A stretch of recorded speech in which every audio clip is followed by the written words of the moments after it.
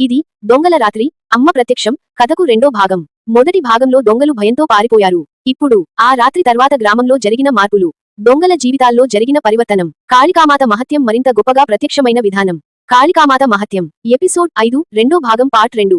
దొంగల రాత్రి తర్వాత అమ్మ తీర్పు. సీన్ 1. ఉదయం. కానీ భయం ఇంకా తగ్గలేదు. సూర్యోదయం. గ్రామం మామూలుగా నిద్ర లేచింది. కానీ సావిత్రి ఇంటి ముందు గుమిగూడిన జనసందోహం.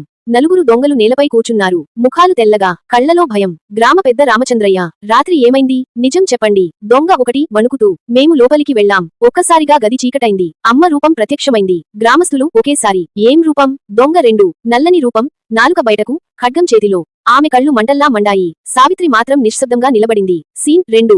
సావిత్రి మనసులో సందేహం. అందరూ వెళ్లిన తర్వాత సావిత్రి ఫోటో ముందు కూర్చుని, అమ్మా, నువ్వు నిజంగా ప్రత్యక్షమయ్యావా లేదా వాళ్ల భయమేనా? దీపం ఒక్కసారిగా గట్టిగా వెలిగింది. గాలి లేదు, కానీ గంట స్వయంగా మోగింది. సావిత్రి కన్నీళ్లు. నువ్వే కదా అమ్మా. సీన్ 3. దొంగల జీవితాల్లో కలవరము. ఆ నలుగురు దొంగలు గ్రామం బయట కూర్చున్నారు.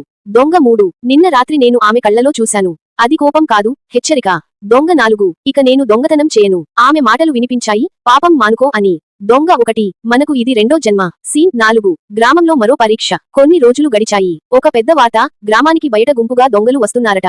గ్రామస్తులు భయంతో చేరారు. రామచంద్రయ్య, మనం పోలీసులకు సమాచారం ఇచ్చాం, కానీ వాళ్ళు రేపటికి వస్తారు. ఒక యువకుడు. ఈ రాత్రి ఎలా? అందరి చూపు సావిత్రి మీద పడింది. సీన్ 5. భక్తురాలి నిర్ణయం. సావిత్రి, భయపడొద్దు. ఈ గ్రామం అమ్మ గడప. గ్రామస్తులు, మేమంతా నీ ఇంట్లో పూజ చేస్తాం. ఆ రాత్రి మొత్తం గ్రామం సావిత్రి ఇంటి ముందు చేరింది. దీపాలు వెలిగించబడ్డాయి. మంత్రోచ్చారణ. అందరూ కలిసి ఓం కాళికాయై నమః. సీన్ 6. చీకటి మళ్లీ చేరింది. అర్ధరాత్రి. గాలి ఒకసారిగా వేగంగా వీచింది. దూరంలో గుర్రాల కాళ్ల శబ్దం. బయట దొంగల గుంపు. కొత్త దొంగల నాయకుడు. ఇది సులభం. ఈ గ్రామం భయపడుతుంది. సీన్ 7. అమ్మ శక్తి వలయం. గ్రామం చుట్టూ ఒకసారిగా నల్లని కాంతి వలయం. దొంగలు అడుగు ముందుకు వేయలేకపోయారు. నాయకుడు, ఇది ఏమిటి? నేల కంపిస్తోంది. అప్పుడే ఆకాశంలో మెరుపు, శంఖధ్వని. సీన్ 8. ప్రత్యక్ష దృశ్యం. గ్రామం మధ్యలో, సావిత్రి ఇంటి పైభాగంలో, కాళికామాత రూపం. ఈసారి గ్రామం అంతా చూసింది. నాలుక ఎర్రగా, కళ్ళు అగ్నివలే, చేతిలో ఖడ్గం.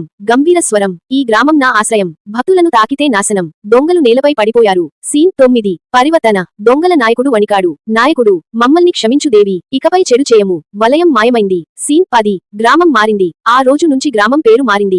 కాళికాపురం. ప్రతి సంవత్సరం ఆ రాత్రి జాతర. సావిత్రి మాత్రం మామూలుగా, నేను ఏమీ కాదు, అమ్మే అన్ని. సీన్ 11. దొంగల కొత్త జీవితం. మునుపటి దొంగలు ఇప్పుడు కూలి పనులు చేస్తున్నారు. దొంగ 2. మనం అమ్మ దయ వల్ల బతికాం. వాళ్ళు ఆలయంలో సేవ చేస్తున్నారు. సీన్ 12. చివరి సందేశం. కాళికామాత భయంకర రూపం, కాని ఆమె హృదయం తల్లిదనం. భక్తుడి గడప దాటే దుష్టశక్తి. ఆమె అనుమతి లేకుండా ముందుకు రావదు. ముగింపు పిలుపు మంచి మాటలు. ఈ అద్భుత కథ మీ మనసును తాకిందా? వెంటనే ఈ వీడియోకి లైక్ చేయండి. మా యూట్యూబ్ ఛానల్ సబ్స్క్రైబ్ చేయండి. కామెంట్స్ లో జై కాళికామాత అని రాయండి.